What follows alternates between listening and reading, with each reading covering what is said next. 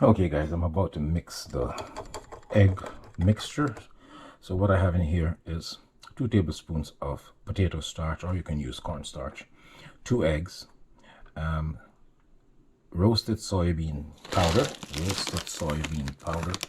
which is this little thing here. It's nice and powdery.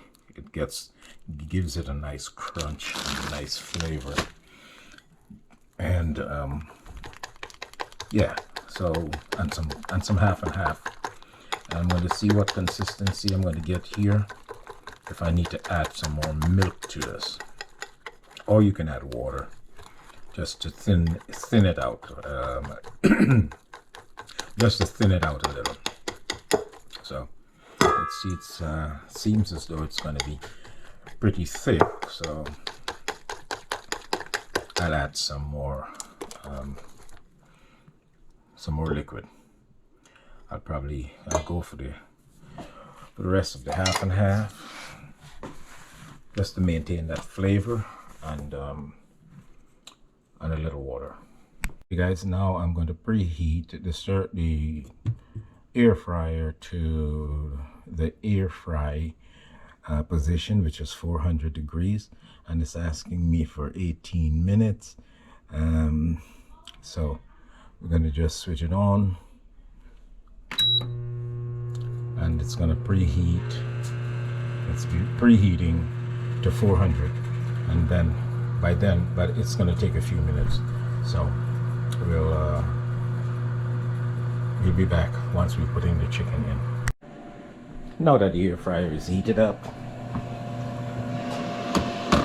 we'll just put it in here. Put the chicken. I did like 6 pieces here, and it's gonna go for 18 minutes, and then we check it and see how it's doing. Okay, so air fryer 360 at work.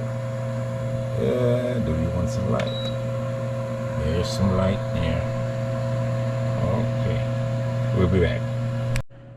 On the other hand, we'll drop these suckers in some oil, and we're going to deep fry these. So let's get some oil heated, and we'll dunk these into the egg mixture, and we'll deep fry. I'll be back. We'll add oil to this. This is a small deep pot that I have, and then just put oil maybe about an inch up, so that it will cover the chicken as we put it in there. So we're gonna do a little deep fry here, inch and a half maybe, but just pour some oil in there. Now remember, this oil is going to be seasoned, and you can use it again. You just have to get all the cooked the particles off, maybe the flour and all that. You strain it, let it settle, and then you can strain it off, and you can use this oil again if you're frying chicken or if you're frying fish, you know. So don't be worried and thinking, oh, it's too much oil, I can't afford it, or anything like that. So so we're going to turn this on and get this going, and let it heat up for a while, whilst I come back over here and I get these pieces into the dredge, the egg dredge, and then into the flour. So we'll be back. So here we are. I'm battering and just putting some batter on the pieces, and having them roll around in a little bit of flour, just to dry them off a little bit from the batter running all over the place. And then we'll just drop them in. Right. And you'll greet them, don't touch them. Don't, fatigue them or touch them. Just let them sit there. When they're ready to move, they're going to move by themselves. Once you touch it, it's going to just move. So don't be probing at it. Let's wash our hands.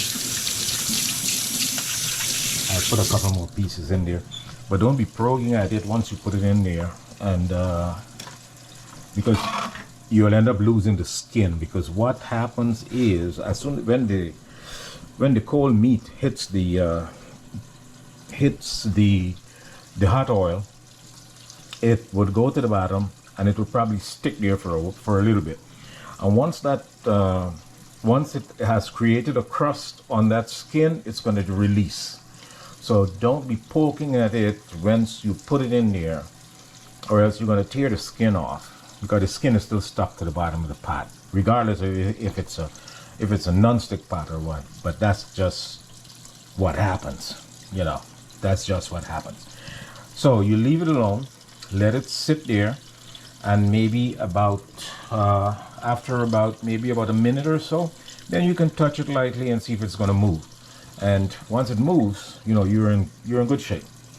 So we're going to check these now and see how they're doing. Oh, you see, everybody's free. They're all free. Yeah. So you just look on the bottom and see what color you want. You're looking for, and then you can flip it over if you want to flip it over early, or if you want to wait until it starts to brown on that side. You can do that, you know. In the meantime, I'm going to just drop a couple more pieces in there, because there is still space in the pot, so you know, you could be getting through with this a little earlier. Yeah, it will drop the I know your thoughts. It will drop the temperature a little bit,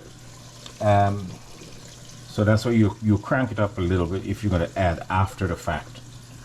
If you're going to add after the fact, just crank the heat up a little bit, and so that it can maintain the same heat that you had the original pieces in. But you're just going to drop them in there. Oh, okay. So let's wash our hands. Get everything in here to soak. Get rid of that. And we'll clean up a bit. And we'll be back.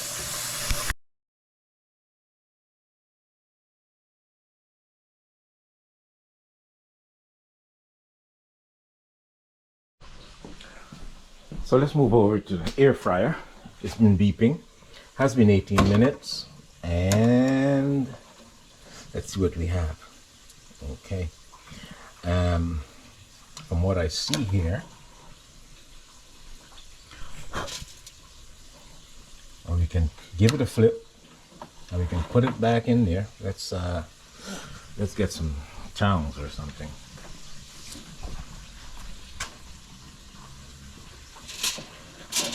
All right. So here we are.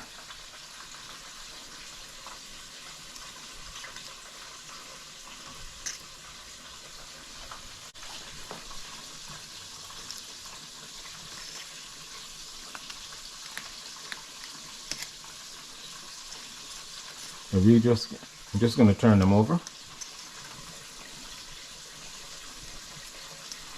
and place them back into the air fryer.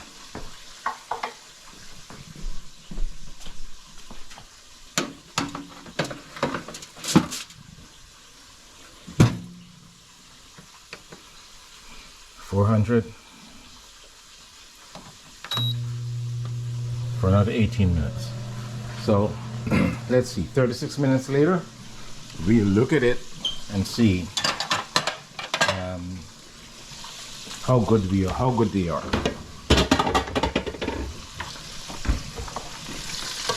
In the meantime,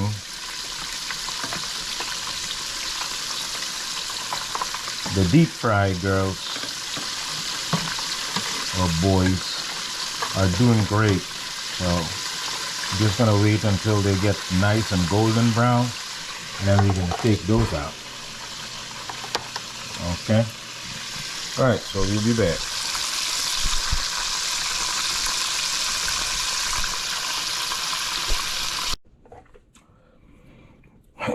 So So right now I'm cutting up some figs to go in the pasta.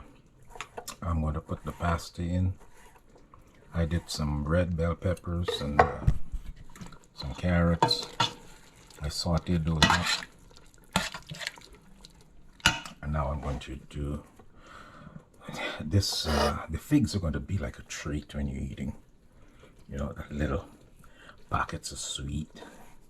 You know, so I take the stems off and just cut them into small pieces. And then we put them into that stew. And let them go for a while.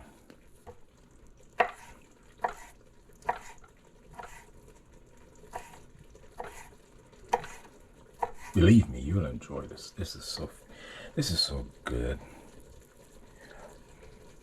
I never tried it with figs, but I did raisins and currants and candied apples, candied apricots.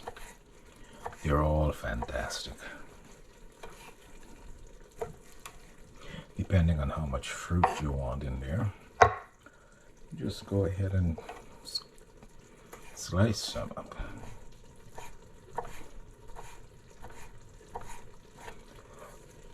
And since they probably will have to be dehydrated, I just leave them in there for a second. Let them all get acquainted with the rest of the ingredients.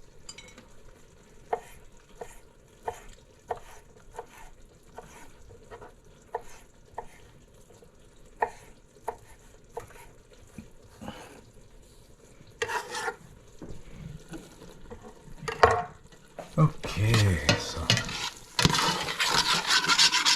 let's let this go for a while.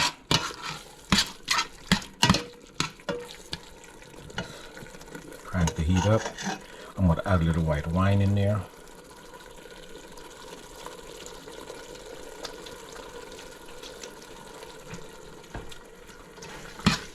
It's wonderful already. Don't forget, we have to go check on the stir fry, the air fryer. Okay. So here we go. I added some white wine to the carrot, zucchini. You have carrot, zucchini, and some other herbs in there. It's basically carrot, zucchini.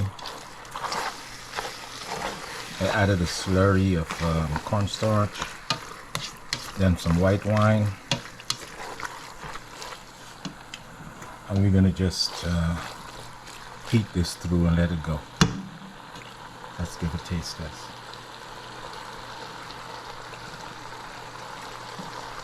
It's fantastic. You don't need anything else.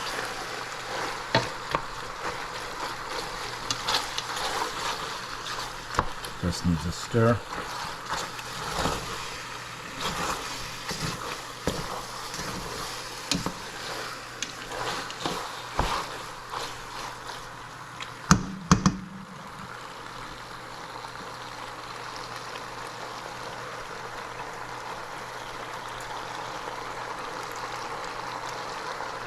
And there you have it. Penne à la Cotswold,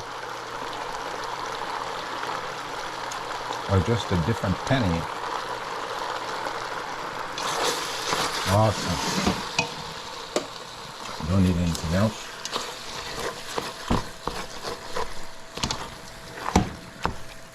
But that's something. Now, let's go look at the chicken.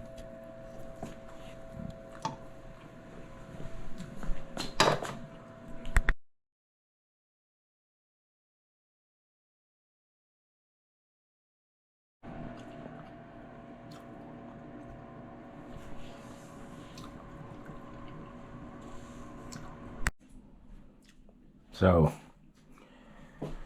as I showed you before, these are the deep fried chicken legs, and these are the oven fried, not the oven fried, but the air fried chicken legs. they're almost the same. The air fried chicken legs I find to be more tender, a lot more tender and juicier inside than the deep fried ones. But sometimes you bite into a deep fried thing, it's nice and tender. But at the first tasting, the air fried chicken is a little more tender than the deep fried.